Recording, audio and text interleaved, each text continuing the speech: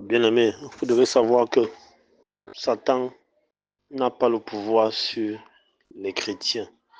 Quand je parle du chrétien, je parle des enfants de Dieu nés de nouveau. Parce qu'il y a des chrétiens qui n'ont pas reçu la vie du Christ en eux, qui n'ont pas encore été transformés et sauvés. Ce n'est pas le dont je parle. Je parle des véritables chrétiens qui ont reçu Christ dans leur cœur comme Seigneur et Sauveur. Des chrétiens en qui Christ a racheté l'âme de la mort pour la lumière. C'est de cela dont je parle. Satan ne peut pas les toucher. La seule chose qu'il peut faire, c'est de les séduire. La séduction de Satan passe par toutes sortes d'artifices. Il sait très bien ce que nous aimons, nos faiblesses. Et c'est pas ça qu'il va passer pour que nous tombons par la séduction. Et lorsque il réussit à nous faire tomber, il court nous accuser au Père. C'est ça, l'accusation. Il nous accuse, voilà, tes serviteurs, ton fils. Il dit qu'il prie, il est chrétien. Regarde, il est tombé. Dans l'espoir que le Seigneur te frappera, te punira et t'exclura de sa grâce. Mais malheureusement pour lui, il y a ce qu'on appelle la repentance, la miséricorde.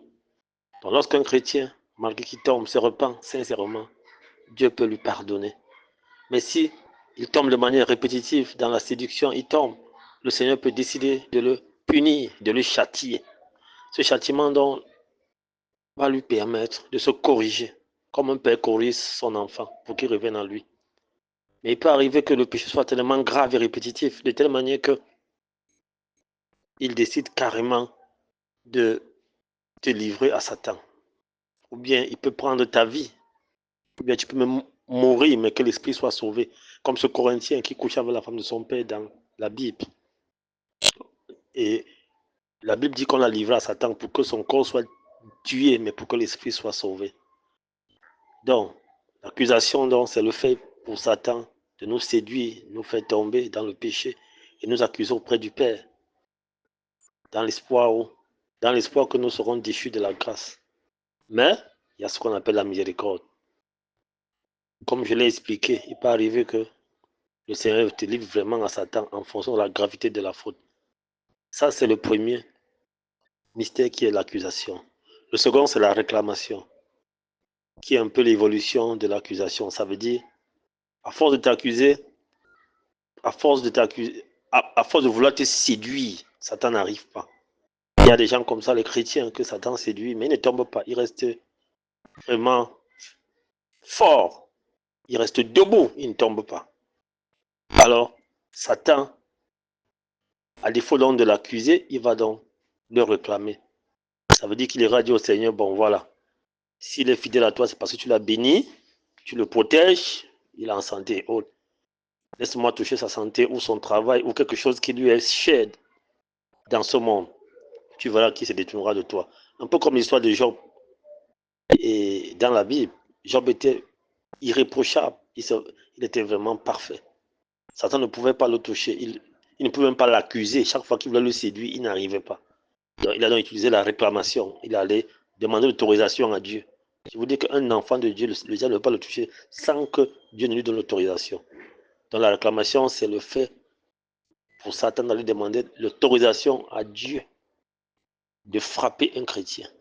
Alors, Dieu peut donc lui accorder dans certaines conditions. Il peut dire, ok, touche son travail, mais ne touche pas sa santé, ou bien touche son enfant, mais ne touche. Donc, il limite le domaine d'action de Satan. Alors, pour Satan, c'est une tentation. Pour Dieu, c'est une épreuve. Ça signifie quand Satan donc te frappe, Dieu donc veut voir à travers ça si tu lui es fidèle, si ta foi est inébranlable. Et il te donnera donc la force de surmonter à cette tentation. Parce que la Bible dit que Dieu ne peut jamais laisser que nous soyons tentés au-delà de nos capacités. Et il trouvera tout le moyen de nous sortir de ça. Il est fidèle. Donc, dans cette attention, ça va mûrir ta foi et tu grandiras. Et si tu braves cette épreuve avec courage, le Seigneur donc va t'élever de manière significative. Ça veut dire sur le plan professionnel, financier, donc sur tous les plans, il va t'élever.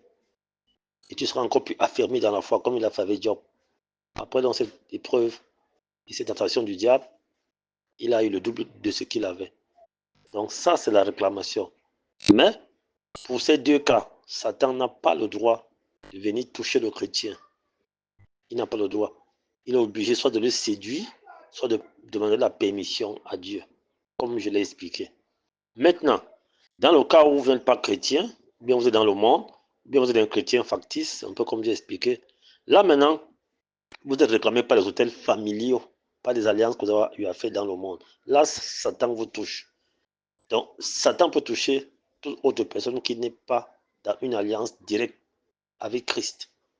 C'est dans lui que les réclamations diverses peuvent le rattraper. Et c'est pour ça que dans les églises, on prie pour briser les hôtels, briser les liens sataniques, briser moins des liens. Là, ça les concerne.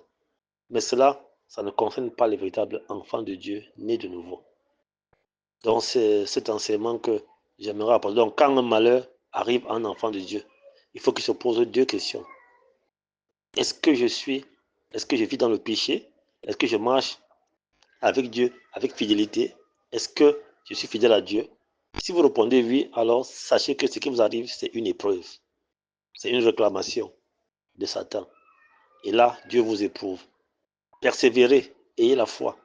Vous en ressortirez grandi et vos grâces seront multipliées.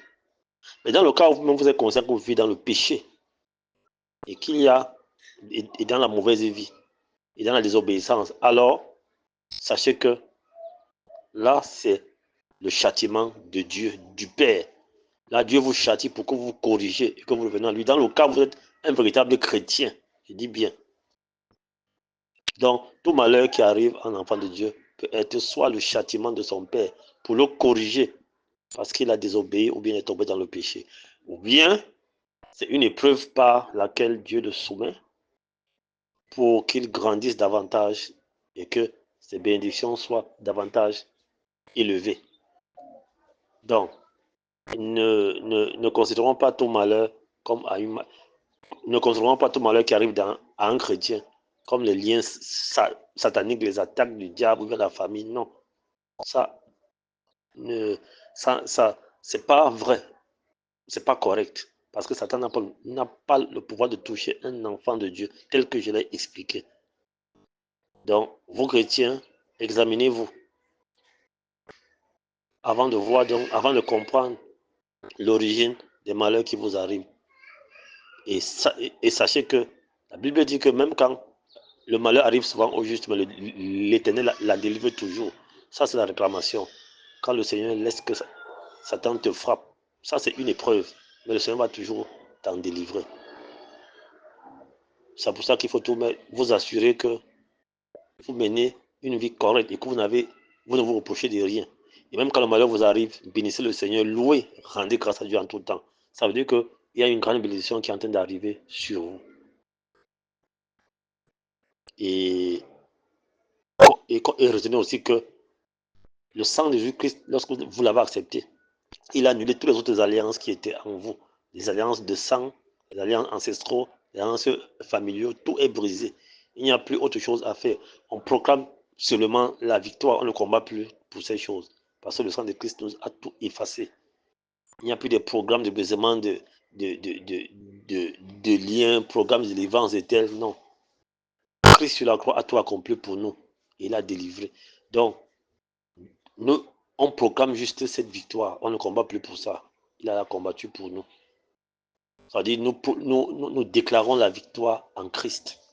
Les combats que nous faisons, ce sont les combats de la chair. Ça veut dire les combats pour ne pas tomber dans le piège de Satan. Le combat de la persévérance dans la foi. C'est le combat du chrétien, le bon combat de la foi. C'est ça. On ne combat pas les liens ancestraux, les démons et autres. Non. Ça, ils ont déjà été vaincus. Donc, nous proclamons seulement la victoire et nous avançons. Ok, merci. C'est ça que je voulais apporter comme enseignement. Soyez bénis.